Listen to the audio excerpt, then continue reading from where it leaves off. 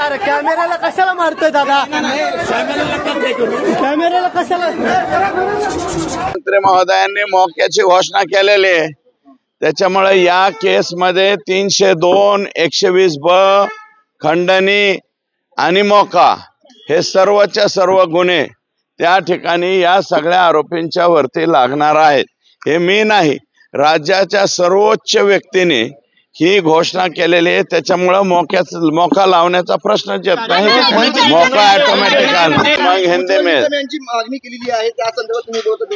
उज्ज्वल निकम साहेब यांची सरकारी वकील म्हणून याच्यामध्ये नियुक्ती करावी असंही पत्र माझं आहे आणि मी त्याच गोष्टीसाठी इथं आलेलो आहे।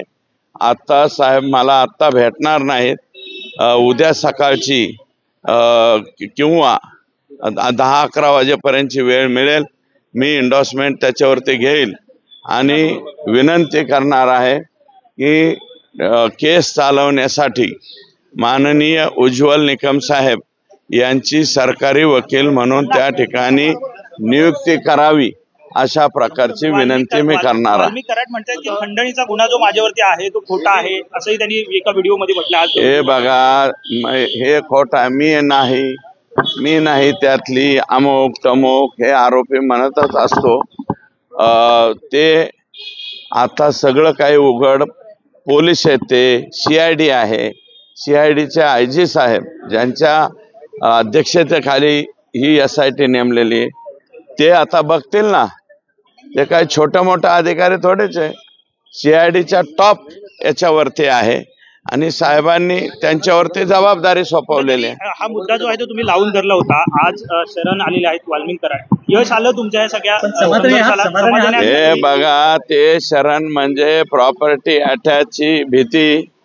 एक तर पोलीस घरादारापर्यंत गेलेले आहेत, त्यांच्या घरच्यांना उचलायला लागले चौकशीला, परत दुसऱ्या ठिकाणी उचलाउचली व्हायला लागली।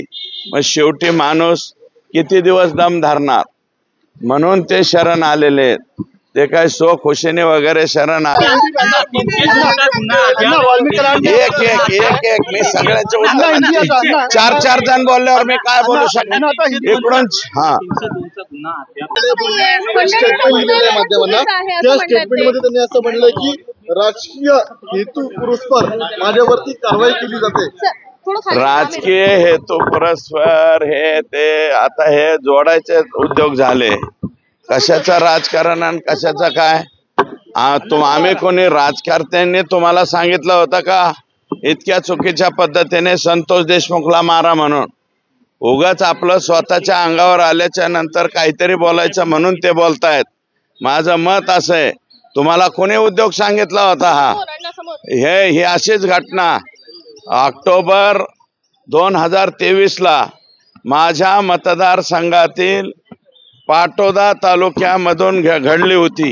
O2 कंपनी होती, O2 कंपनीचे बंडगर नावाचे अधिकारी असेच उचलून चालले होते।